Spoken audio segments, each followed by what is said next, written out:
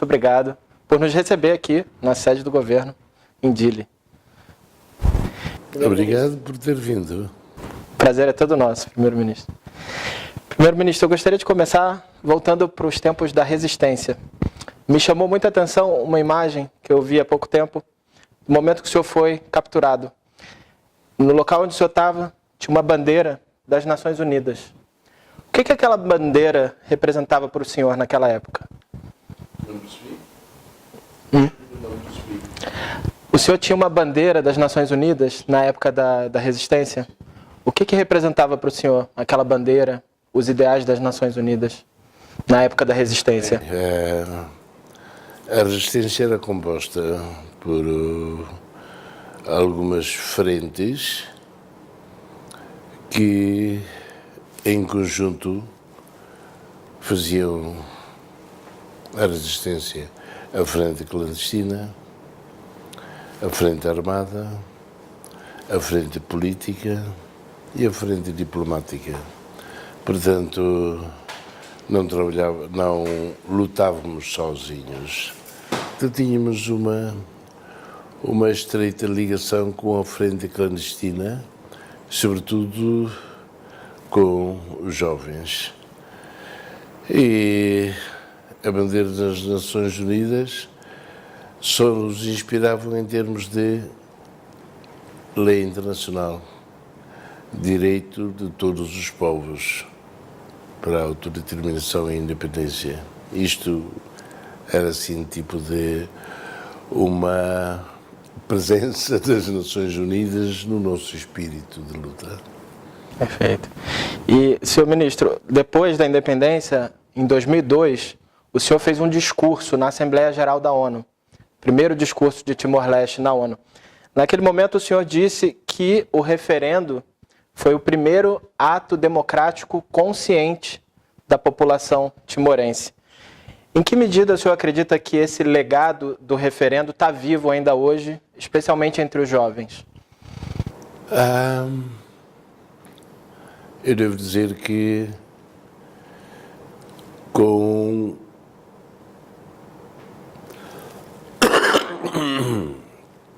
o crescimento da tecnologia moderna, hoje em dia os jovens estão um bocado afastados do passado. Eu, quando digo do passado, não falo só do referendo, mas da sua cultura, da sua identidade, tudo isto, né?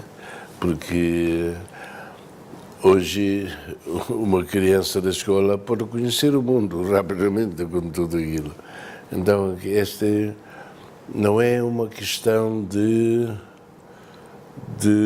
desinteresse, mas é já outros, vamos lá dizer, outros conhecimentos sobrepõem-se no dia a dia a este passado. Ora, nós reconhecemos que não temos tido uma capacidade de ensinar a história de Timor desde as escolas básicas, e agora vamos tentar corrigir esta lacuna, porque as crianças gostam de conhecer o mundo, conhecer tudo o que é novo. Então, vamos reformulando, vamos reformando e queremos colocar a história de Timor nas salas de escola. E o senhor acredita que essa celebração de 25 anos pode ajudar a... Sim, claro. Vai ajudar muito porque, como é a festa do povo, esta celebração é mais festa do povo, nesse sentido que, a partir de amanhã, todos os membros do governo vão até os postos administrativos. Nós já apelamos à juventude para irem até ali, aos seus locais, a fim de ouvirem as histórias dos seus pais, dos seus avós, sobre isto, porque foi determinante. O referendo foi determinante para o destino deste país. E o senhor retornou a Timor-Leste logo depois do resultado do referendo, né? Foi quando o senhor saiu da prisão, acabou o exílio. Mas naquele momento, quando o senhor retornou, o país estava totalmente destruído, as instituições não estavam funcionando. Como é que o senhor se sentiu quando você retornou naquela época e viu toda aquela destruição? Porque passei 17 anos no mato. Fui testemunha ocular da morte de centenas de milhares de pessoas. Não foi tipo de ver a destruição, ver aquilo tudo, não foi um tipo de um susto, não. É apenas o reconhecer que até chegar à independência tivemos que passar por tudo isto. Quanto a... E tivemos 2 anos, 2020 2000 e 2001, a preparar-nos para o 2002. Eu cheguei à conclusão de que estávamos a lutar, a resistir em piores condições de luta comparadas com outras guerrilhas. Eu digo piores condições de luta em termos de que fomos esquecidos pela comunidade internacional, não tivemos um único apoio da comunidade internacional em termos de armas, em termos de munições. Tivemos que arranjar uma forma de subsistir, de continuar a existir,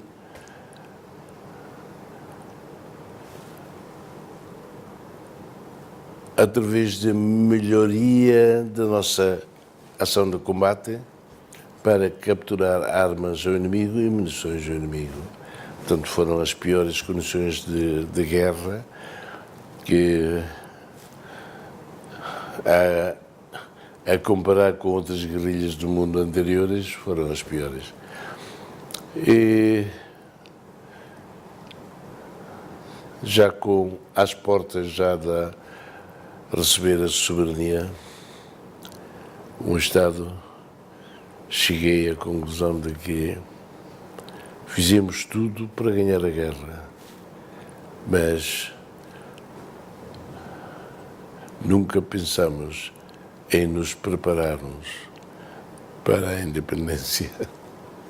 Então foi difícil.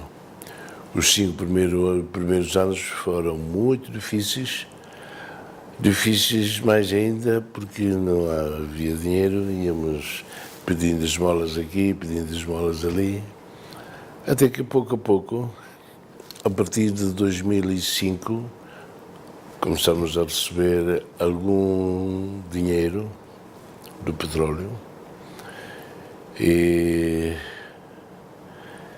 por causa disto, por causa de certa inépcia, porque não estávamos preparados, de certa inépcia das pessoas que ocupavam os postos no governo, no parlamento, a população viu-se, vamos lá dizer assim, muito frustrada, porque a população estava neste pensamento: depois da independência tudo vai melhorar. Este não se conseguiu. E viemos a enfrentar uma crise onde timorenses matavam uns aos outros, queimávamos casas, queimávamos isto, e houve um divisionismo total na sociedade timorense. Geograficamente, diríamos, entre o leste e o oeste, politicamente diria que estava entre nós é que combatemos, vocês não combateram. Portanto, houve uma crise brutal Bom, a partir de 2007 tentamos recuperar a mentalidade anterior de melhor unidade e conseguimos, depois de 2 a 3 anos, conseguimos resolver a crise. A partir dali nasceu o lema Nunca mais conflito. Bem-vindo o desenvolvimento. A partir daí é que começamos já a tentar perceber o futuro de Timor. Depois de resolver o problema de conflito que nos dividia timorenses, percorri todo o Timor para ver o potencial em cada parte do país e todo ano a andar. E em 2011 aprovamos o Plano Estratégico de Desenvolvimento por 20 anos, 2011 a 2030. E a partir daí fomos criando as condições para responder a esse plano de desenvolvimento de Timor. Perfeito. Senhor ministro, como o senhor acabou de falar, a paz e a segurança, eles são muito importantes para o desenvolvimento. Mas hoje, se a gente olhar para o mundo, muitos países, muitas regiões estão presas em guerra civil, instabilidade, conflitos. E quais foram as escolhas estratégicas feitas aqui em Timor-Leste que impediram que o país caísse nessa armadilha da guerra civil, da instabilidade? E como é que o país pode inspirar outros países? Quando eu acabei de contar, 2005, 6, 7, Timor estava mesmo dividido, matávamos uns aos outros. Em 2007 viemos para corrigir isto.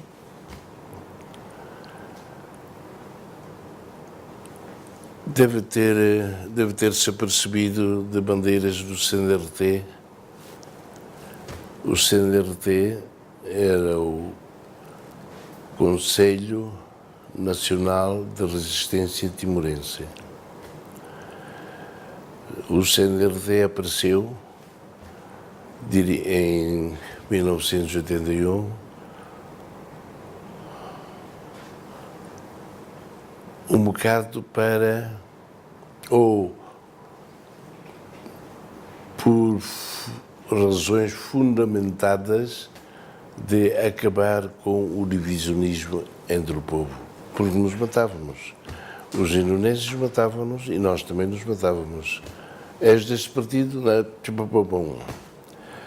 E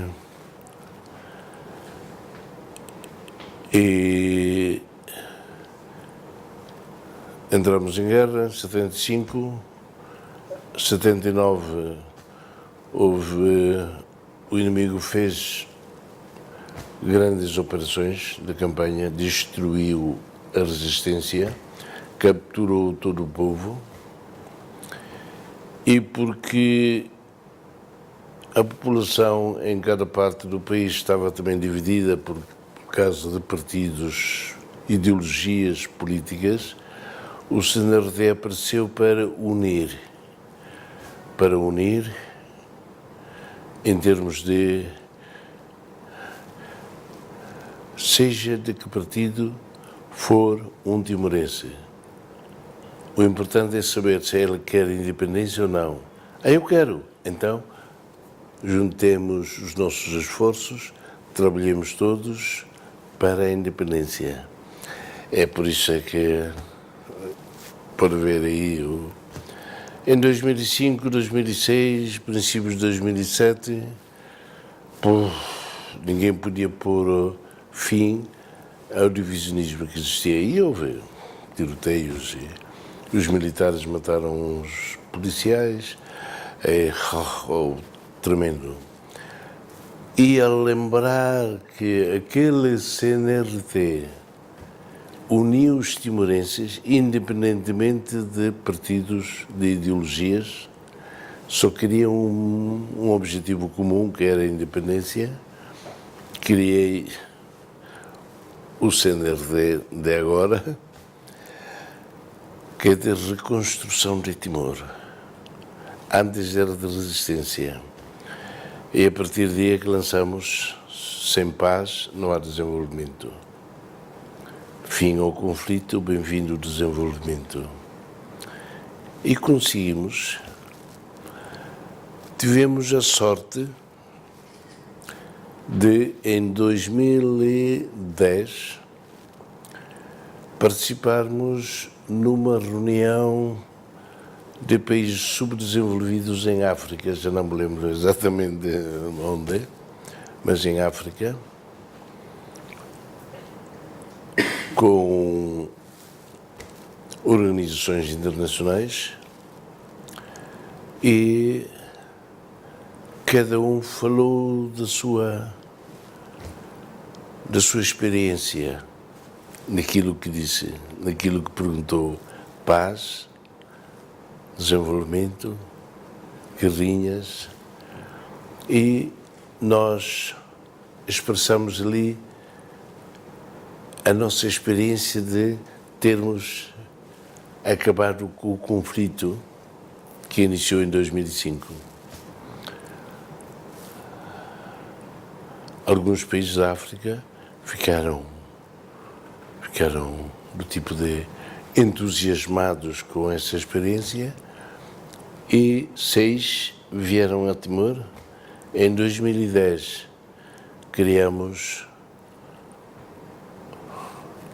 o G7, G pequeno, não é o G grande, G pequeno, G7. Hoje o G7 tem mais G7+, porque o G7, por causa dessa experiência de como lidar com o conflito, como falar, como reconciliar isto tudo, como abraçar-se de novo como irmãos, vieram e estabelecemos aqui o G7. Tornou-se G7+, porque depois disto começaram a aparecer mais, também queremos, e hoje somos G20, G pequeno. E o G7+, reúne países frágeis em conflito ou pós-conflito. Quando dizemos países frágeis, países que não têm Estado. As instituições do Estado não funcionam. Um sobe a poder, vem, outro sobe a poder, e é só assim, a troca de poderes só. E foi uma grande experiência também para nós. Eu não digo que percorri a África, mas fui a muitos países da África. Eu devo dizer, agora não me lembro exatamente onde para dar assim mas em alguns que eram considerados países frágeis, hoje a democracia, a paz está a progredir, e é nessa troca de experiências. Não ensinamos, é nesta troca de experiências. E há os que tiveram sucesso, há outros que não, como o Sudão. E Iêmen é um caso assim um bocado externo. Irão, Arábia Saudita, por causa de seitas religiosas, e que provoca problemas ali no povo iemenita. Mas vamos lá dizer, temos aqui no Pacífico, somos nós, Papua Nova Guiné e Solomon Island. Houve assim um bocado de problemas, nós vamos lá. Solomon Island está refeito, Papua Nova Guiné também, a democracia anda. E quando falamos de democracia, tentamos levar a mente dos que vão ao poder para tirar todo o egoísmo todo o familiarismo, todo o grupismo e pensar apenas em servir. Servir o povo, servir a nação. Não digo que foi um sucesso, mas por aquilo que nós podemos fazer, conseguimos, posso afirmar que nós estamos em mau caminho. Há muito a fazer, mas nós conseguimos um estatuto de observador permanente nas Nações Unidas. Em setembro temos em plano uma atividade como é que se diz? Paralela Ali, do G7?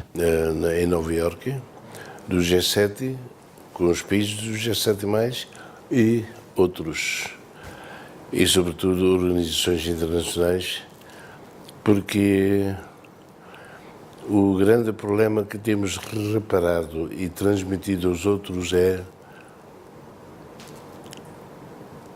os países doadores, quando vão a um país que necessita, vão e mandam.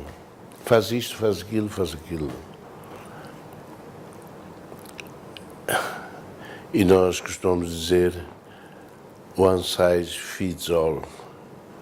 Porque eles elaboram uma mentalidade e dizem faz isto, faz aquilo. Não veem que aquilo está dentro de uma pequena ilha, ou numa ilha montanhosa, ou num país. Então, temos vindo a progredir, a mudar a política dos doadores e das instituições internacionais que precisam ajuda. Se conseguem paz, temos que os países, as organizações internacionais e os países doadores têm que continuar a ajudá-los, a gente daquela terra, saber pensar e saber agir, serem eles os autores das mudanças, do desenvolvimento. E temos tentado cumprir. Muito interessante. Senhor ministro, o senhor mencionou aí a situação em 2005, 2006, da crise que aconteceu aqui. Foi um período também que tiveram operações de paz da ONU aqui em Timor-Leste. Na sua opinião, ministro, qual o maior legado deixado pelas operações de paz da ONU em Timor-Leste? Bom, tenho que agradecer, em primeiro lugar, tenho que agradecer, não é? Tenho que agradecer todo o esforço da Comunidade das Nações em mandarem para cá as forças de paz. O que é que, como membro da G7+, normalmente nós não, por interesses ou de diplomacia, ou ficamos calados, não. Nós somos abertos, com honestidade, para a melhoria de todos, a fim de responder às necessidades. Nós tentamos acompanhar o mundo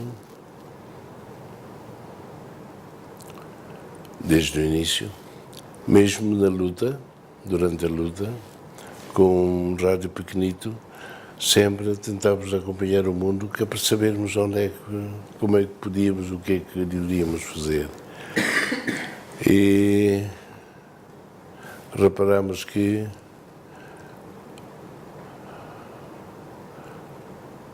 forças de manutenção da paz havia em vários países.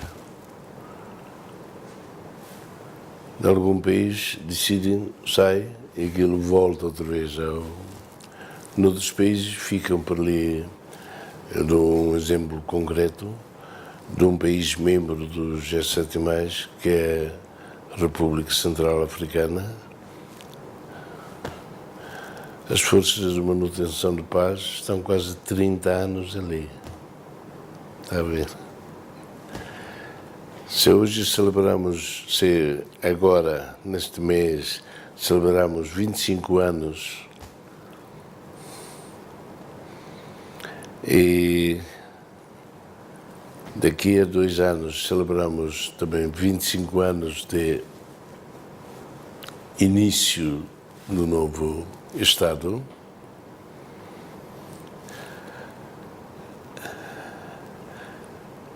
na República Central Africana, quase 30 anos significa, antes de aqui ser um problema, já havia ali até agora. Não há paz, o que é que mantém? Eu fui lá 2 ou 3 vezes, só vi tanques de guerra a andar pela cidade. O país é enormíssimo. Então, ao invés de aproximarem os grupos, falar com eles, juntarem, reconciliarem, não, é só quando há algum problema ali numa cidade, vão para ali a cidade, os grupos dispersam e estão ali. Portanto, devo dizer que o exemplo de alguns países nos motivou a pedir o saudoso Sérgio de Mello, que esteve cá, deu um TED, 20 de maio de 2002, passagem de poderes. E fomos discutindo e ele compreendeu, e 20, portanto, as forças de manutenção de paz foi só 2000, 2001 e uns meses de 2002. Portanto, fomos uma boa experiência nesse sentido, onde nós também tivemos a capacidade de decidir sobre ficam aqui ou não ficam aqui. Mas vamos regressar à história. Foram-se embora. Em 2005 houve conflitos. Nós decidimos, nós temos que resolver os nossos conflitos. Não podemos estar, vamos lá dizer assim, condicionados, dependentes da vinda de forças que andam por aí, não podem contactar connosco porque não nos entendemos em termos de conversa, de língua. Então decidimos. E de forma que tudo isto é um processo, por isso que eu disse, nós, noutros países, não damos lições. Trocamos experiências. E nós aqui fizemos sim, está mal. Vocês têm que refletir sobre isto. Oh yeah. E então vai-se ajudando um ao outro, né? Então, o que devo reconhecer é terem vindo, terem garantido tipo de, em termos gerais, um ambiente de paz, vamos lá dizer, mas também foi uma lição, não só para nós, como para outros. Chega, podem regressar. Eu digo isso, repito isso, na medida em que no Sudão do Sul também está por ali. E tantos milhões de pessoas que morreram a sofrer. Lá no Iêmen também. Quer dizer, é isto tudo. Elogiamos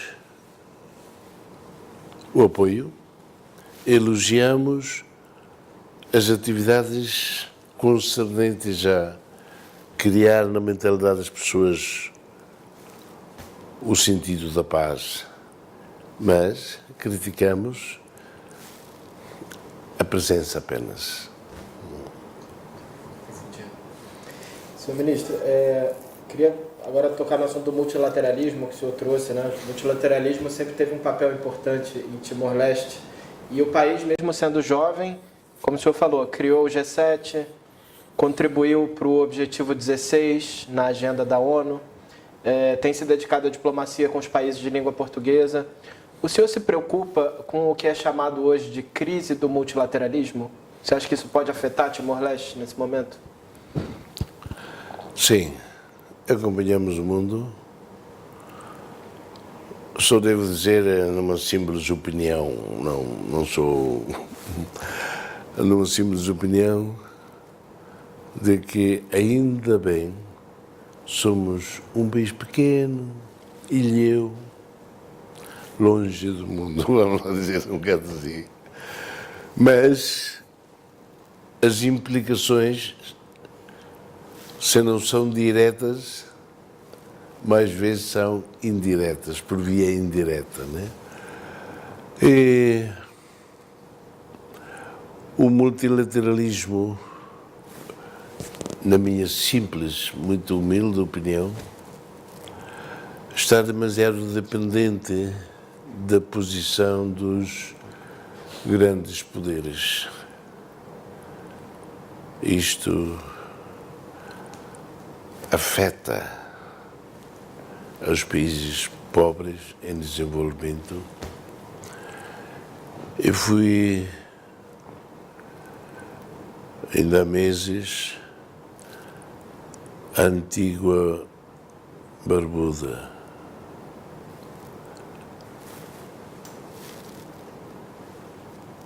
Island Development States,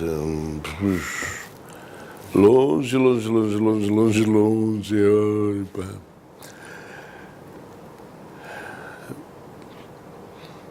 Bonito país.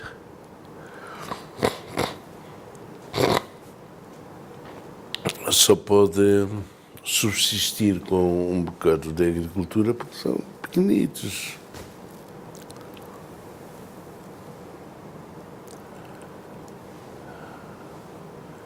Mas antes de ir para ali, tive experiências em ir para Pacific Island States. Nós somos um observador lá.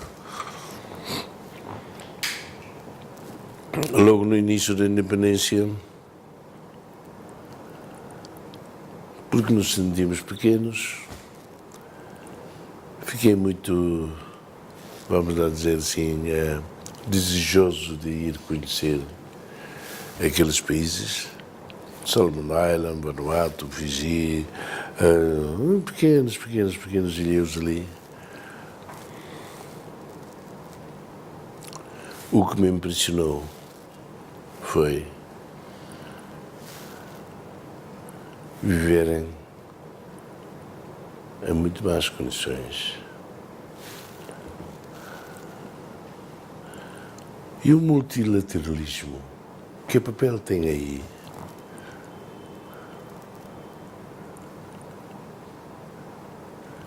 Porque quando ficamos independentes, tivemos este princípio. Consideramos todos os países do mundo como amigos. Não queremos ter aliados nem inimigos. E neste princípio a China veio construiu de graça 3 grandes palácios em Timor. E quando fui aos países do Pacífico, independentes há muito tempo, falamos não exatamente sobre o multilateralismo, mas onde poderiam pedir dinheiro, vamos lá dizer assim. Contactaram os chineses, a China fez lá um aeroporto, isto é expansionismo. Vai, faz qualquer coisa, umas estradas, luto. Temos que combater o expansionismo chinês. Ele está aqui ao vosso lado, a Austrália. E os Estados Unidos aparecem logo com navios de guerra e tudo, e começam a oferecer dinheiro. Então, o multilateralismo, para nós, países pequenos, diria assim, não tem efeitos muito diretos, mas indiretamente sofremos também as consequências. E isto é que nós, do G7+, agora nas Nações Unidas, vamos falar sobre isto. Sobre esta. E vamos pedir também a reforma nas Nações Unidas. Em que direção, ministro? Em que direção? Que direção que o senhor visualiza essa reforma? O Conselho de Segurança, um diz não, um diz veta. As Nações Unidas têm que compreender que foi organizada, criada anos atrás, depois disto o mundo cresceu, o mundo desenvolveu-se, mais países ficaram independentes, então tem que perceber melhor isto e a comunidade internacional tem que haver maior representatividade e não é eu tenho poder de veto. Não, vamos falar. Vamos lá dizer. Eu fui à Suíça, muito recentemente, ao Ukrainian Peace Summit. Desiludidos. Porque não foi para falar sobre peace, foi para o Ocidente afirmar ali que vai apoiar, isto é falar de peace, é falar de guerra. Estávamos a tentar perceber se ali havia uma decisão, a Rússia e a Ucrânia têm de se sentar na mesma mesa e, por senão, então, quando cheguei, pediram-me para falar, eu disse, a lei internacional é para todos. Não utilizemos a lei internacional neste caso, porque quem comete mais da International Law são os grandes. Violam. Violam porque, para eles, a lei internacional só vale para este país ou aquele país. Para aqueles outros, nada. E, em nome do povo de Timor-Leste, sentimos, mas não choramos, quando vemos todos os dias imagens da destruição da Ucrânia. Sentimos porque é o povo que sofre. Não choramos porque são os grandes, os poderosos, é que vendem armas para a União Europeia fornecer ali para continuar a guerra. Gaza. E nós aqui, durante 24 anos, esquecido. Mais de 250.000 timorenses morreram.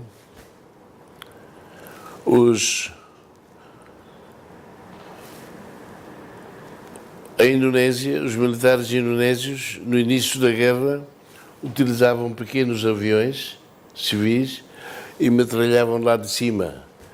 Nós ficávamos à espera que as balas viessem aqui para dizer, oh, és uma bala. Depois, os Estados Unidos venderam os caças que utilizaram em Vietnã, vieram aqui com o Napalm, epá, tanta gente morreu com aquilo. Não está a ver isso? International Law, multilateralismo.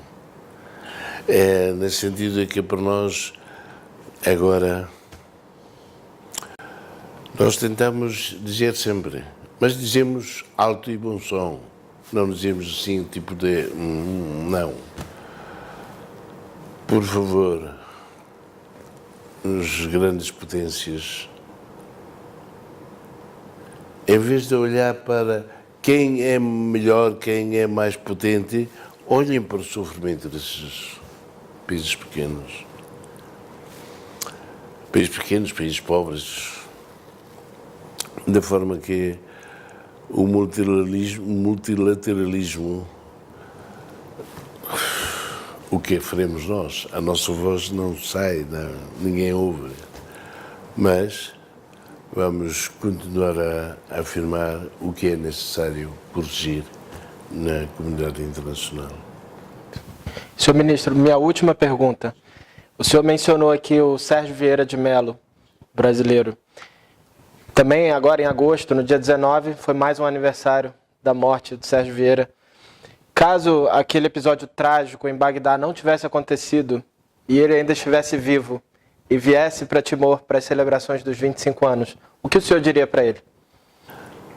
Bem-vindo, irmão. Não é amigo, irmão. Ele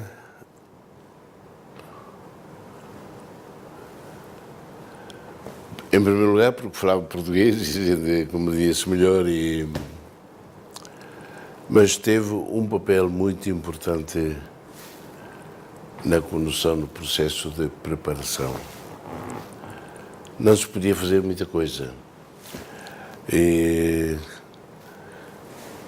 por a experiência que tive com ele foi de conversas. Porque eu fui guerrilheiro, pronto. Depois daquilo veio e quando ele apareceu falámos com os outros partidos, dissemos, vocês é que iniciaram,